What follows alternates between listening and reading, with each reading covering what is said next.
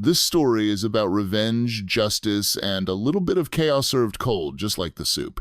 It's a tale that will make you laugh, gasp, and maybe even cheer. By the end, you'll be sharing it with everyone you know. Meet Linda, a kind-hearted woman from a quiet suburban neighborhood in Texas. Linda is the kind of person who's always willing to lend a hand, whether it's helping a neighbor fix a fence, baking cookies for the block party, or watching someone's kids in a pinch. But Linda has one rule: don't mess with her kindness. One Saturday, Linda's neighbor, Karina woman, who always seemed to have a chip on her shoulder, asked Linda for help. Karen was hosting a fancy dinner party for her important friends and needed someone to help her set the table, arrange the flowers, and make sure everything was perfect.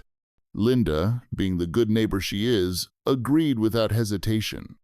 For hours, Linda worked tirelessly. She polished silverware, folded napkins into intricate designs, and even helped Karen prepare a gourmet soup that was supposed to be the star of the meal. But just as the guests were about to arrive, Karen turned to Linda and said, "You should probably leave now. You don't exactly fit in with my guests." Linda was stunned. "What do you mean?" she asked, trying to keep her voice steady. Karen shrugged, avoiding eye contact. "You're just too simple. My friends are very particular, and I don't want them to feel uncomfortable." Linda didn't say a word. She just grabbed her things, walked out the door, and went home.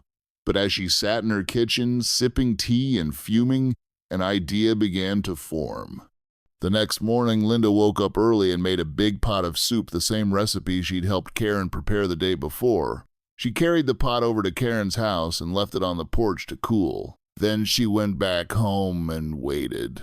A couple of hours later, Karen came outside, saw the pot of soup, and smirked. "Guess she knows her place," Karen muttered to herself as she carried the pot inside. Little did she know, Linda had given her dog Max a very specific command: "Go have some fun."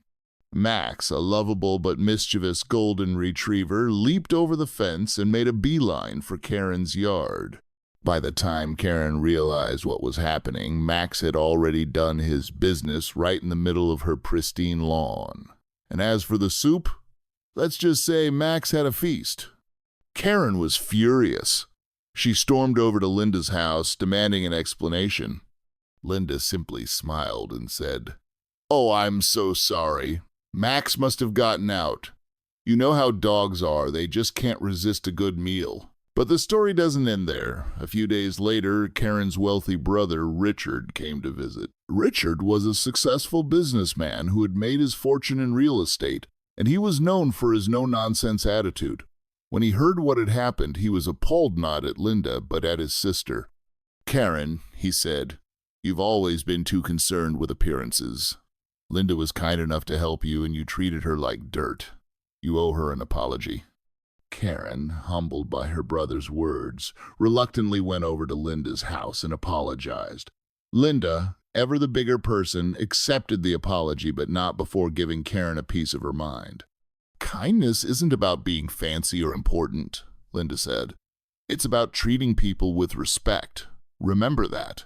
The story spread through the neighborhood like wildfire, and Linda became a local hero. Even Richard was so impressed by her grace and wit that he offered to help her start a small catering business, using the soup recipe that had started it all. This story is a reminder that no one has the right to look down on you, and that sometimes the best revenge is served with a side of humor and a dash of class. If this story made you smile, leave a comment and share it with someone who needs a little reminder that kindness always wins in the end. Because sometimes all it takes is one brave woman to put a snobby neighbor in her place.